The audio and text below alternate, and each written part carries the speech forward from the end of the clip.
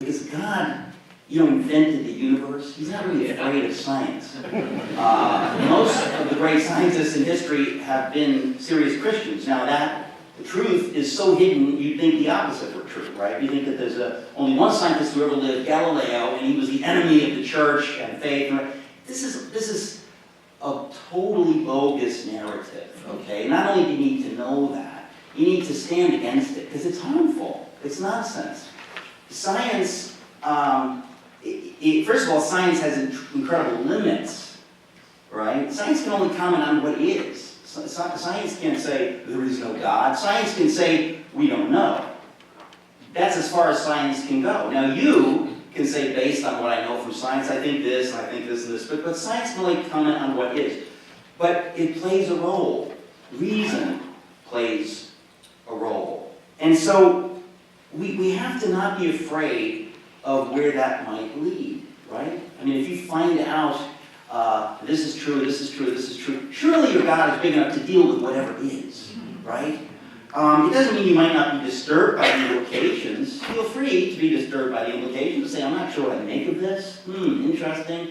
But if God is God, we're not afraid of scientific truth on any level. Where it leads, come on, folks. We're not. If your God is young Earth creationism, now I'm not saying where I stand on that. I'm just saying if that's your God, you've got a problem. God has to be your God. Truth has to be your God. He says he is truth. So it can't be, I believe in this, and if you don't believe in that, you're not on board. We've got to believe in what is true. Christians should be distinguished by our fearless pursuit of whatever is true. I say this in part because in my book, Miracles, I realized that we're always dealing with these two things. So we bought into this narrative that truth is all about science and reason, whatever, but that's not how we live. We also live in a world where how your friend behaves and what he or she says and how they come across you process that just like you would in a court of law, don't you? You don't just say, well, give me a peer-reviewed paper on that. I'm not really interested in your stories. We share our stories with each other. We process information that way. When you hear somebody in a court of law, you determine, is that person trustworthy?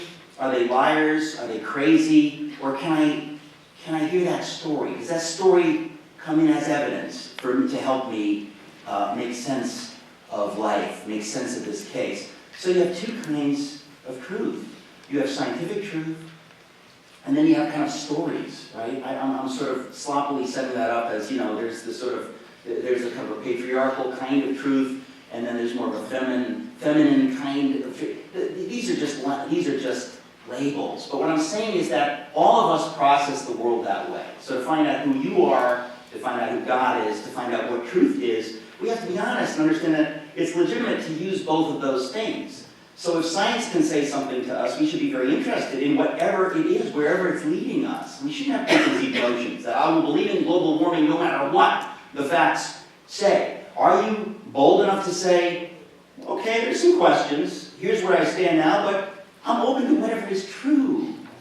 Okay, whatever is true.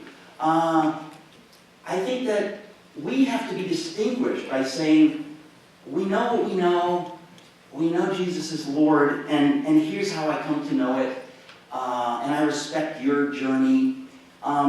In my book, Miracles, the second half of the book is stories of friends, telling basically miracle stories, right? The first half of the book is really about science, and the second half of the book is these stories. And I think it's important for us to look at both. I would submit to you, if you've read my book, this talk is not about my book, but I'm just saying I'm thinking this way lately, that I would say it's tremendously compelling evidence. And I really defy somebody to say this is nonsense. You can't. If you're intellectually honest and you're open-minded, really open-minded, you have to say, at the very least, wow, this is pretty powerful evidence that the God of the Bible is real. Maybe I'm not ready to accept it yet, but come on, folks. Are all these stories lies? These are people I know personally. Some of them are my stories. The question is, what do you make of it? I think we need to be bold to know what we believe, and then to ask others, what do you make of this evidence? This is not proof. Who's going to prove God? It's hard enough to prove a theorem. It's hard enough to prove something scientifically without people arguing about it. But let's be open-minded. But on the science side, what startled me in writing the first part of my book is that I said, we've been living again under this narrative, a false narrative, that there's such a thing as science and truth versus faith, as though faith is something like whatever you want it to be. And I think that's historical nonsense. But it's also, it's very misleading, because science, the more I looked at it, the more I said, if I had to choose, I would say that what I'm looking at from a scientific point of view is pointing me to believe that there's a God. Maybe you can't prove it. But so the first few chapters in the book, I deal with what I call the ultimate miracle, which is the creation of the universe. When you look at the circumstances, again, from a scientific point of view, this is not about faith, this is science we're talking, okay? The idea that the universe was fine-tuned from the beginning in such a way that it's like if there are like 200 dials on this wall and every one is exactly right, and if one of them is off, the whole thing doesn't exist, okay? Now, this is what many scientists are saying who are not people of faith. And they're saying, Fred Hoyle, who coined the term Big Bang, said that when he looked at one of the aspects of this, it really shook him. It shook his atheism. He was intellectually honest enough to say that it shook his atheism, that from a scientific point of view, it sure looks like what he called a put-up job. It looks designed. It looks, for all the world, like a designer and incredible intelligence monkeyed with the physics and the chemistry and everything to make us come into existence. That's what it looks like. Now, he wasn't ready to accept that, but it shook him. Christopher Hitchens, when asked, what is the most powerful argument on the other side, existence for God? What's the most powerful argument? He said, without question, that was my Christopher Hitchens invitation. He said, without question, the fine-tuning argument. That, gives us all pause. Everybody on my side of the equation says, wow, people can come up with multiverse theories, which really sound insane when you look at them, because there's no evidence, but other than that, they're compelling.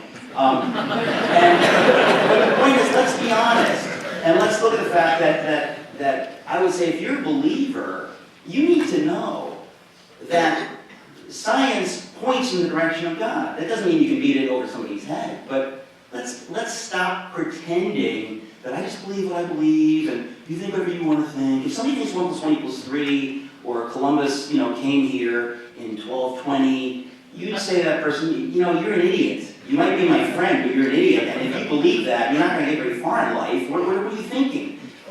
We need to know what we believe, and we need to care about people enough to be willing to try to share it with them. So all this scientific evidence, nobody knows this stuff, folks. I wasn't taught it in school. I wasn't taught it, certainly not at Yale. You don't see it on TV. It's as if it's already been decided that this stuff is nonsense. And I'm just here to tell you, not only is it not nonsense, but people like Christopher Hitchens and prominent atheists have said, wow, this is, So I just want to say that the faith, the historical faith, is tremendously intellectually defensible. In fact, that's putting it too mildly. It seems to me that a fair-minded person would conclude from the science and then from the stories in my book are a fraction of a fraction of a fraction of a fraction of the stories. But it seems to me that it actually is true. It's not just some crazy thing that was passed on to you by your parents, or it makes you feel good about your life, or it's a way that you deal with difficulty because it kind of helps you or something like that. If your faith is that parochial and that selfish, it's nothing. We should know what we believe.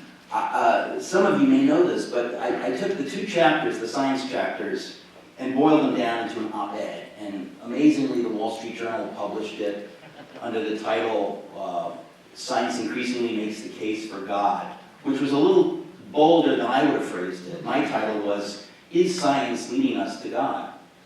But they published it, and to show you the hunger for this kind of stuff, because there are tons of people out there who aren't sure what they believe, but the fact is, they're open-minded. They're actually open-minded. They want to know. That piece, you say, did it go viral? I don't know what constitutes viral. We're not talking Gangnam Style viral. But close enough. Because it has now over 440,000 Facebook likes, which makes it by far, literally, the most popular piece ever published in the Wall Street Journal. Imagine that. Imagine the hunger out there for the kind of stuff that we kind of pretend like, hey, who are we? What do we know? But people are dying to know what is true. What is truth? Because you think that they're not asking, who am I? What's the purpose of my life? Who is not asking that question? Folks, there's not a soul who's not asking that question, unless they have so seared their consciences and just so beat it down because it's too painful for them to ask the question. So they have cauterized it. So I want those of us who have faith to know that it's actually true. It's not just some idea you have.